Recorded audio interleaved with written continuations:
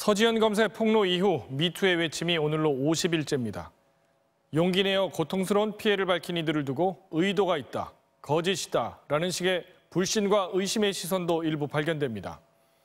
그렇다면 성범죄에 대한 허위 고소는 실제로 얼마나 되는지 오늘 새로 고침에서 따져보겠습니다.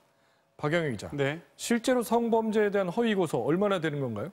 네, 허위 고소라면 무고죄로 살펴볼 수 있을 텐데요. 네. 성범죄만 따로 통계된 건 없었습니다.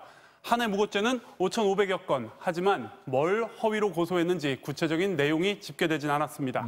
그렇다면 추정도 해볼 자료가 전혀 없습니까? 간접적으로나마 참고할 만한 해외 연구들이 있습니다. 유럽에선 성범죄 허위 주장이 6% 이하, 다른 범죄보다 높지 않았고요. 뉴질랜드에선 8%였습니다. 미국은 연도에 따라 8에서 20%, 그런데 수사기관이 자의적으로 분류해서 수치가 부풀려졌다는 지적이 있었습니다. 한 경찰서만 분석한 연구에선 성범죄 허위 신고는 불과 1.6%, 다른 범죄보다 낮았습니다. 편차가 좀 있지만 종합해보면 성범죄에 대한 허위 신고는 다른 범죄보다 적었습니다. 네, 다 해외 얘기라서 국내 현실에 그대로 적용할 수 있을지는 모르겠습니다만 세계적으로 공통된 추세가 그렇다는 거군요.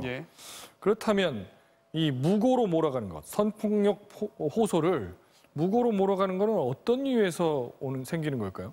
네, 일단 오해하는 경우가 있는 것 같습니다. 네. 성범죄는 절반 넘게 재판에 넘겨지지 않고요. 상당수, 전체의 25%는 혐의가 없다고 결론납니다. 혐의가 없다면 피해자가 거짓 고소한 거네, 이렇게 생각할 수도 있겠죠. 네. 그런데 은밀하게 이루어지는 성범죄는 증거가 없는 경우가 많습니다.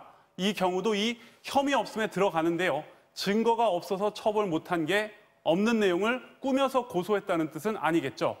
게다가 강간죄는 폭행과 협박이 있어야만 성립돼서 처벌 자체가 어렵습니다. 네. 요건이 엄격해서 처벌하지 못하는 걸 허위 고소라고 볼 수도 없을 겁니다. 네, 일반의 인식도 중요합니다만 수사기관에서 수사할 때 피해자를 의심하는 것, 그런 것도 있어서는 안 될 거 아닙니까? 네, 그래서 국제적인 기준이 있습니다. 일단 성범죄부터 먼저 완벽하게 조사한다.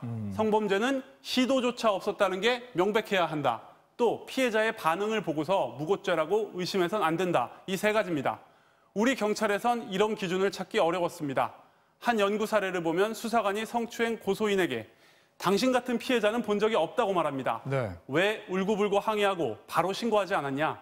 뒤늦게 의도를 갖고 무고했다고 의심합니다. 졸지에 무고죄로 재판을 받게 된 이 고소인은 2년 8개월 걸려서 무죄 확정 판결을 받았습니다. 네, 근거 없는 의심이 얼마나 위험한가 보여주는 사례군요. 네, 박 기자 잘 들었습니다.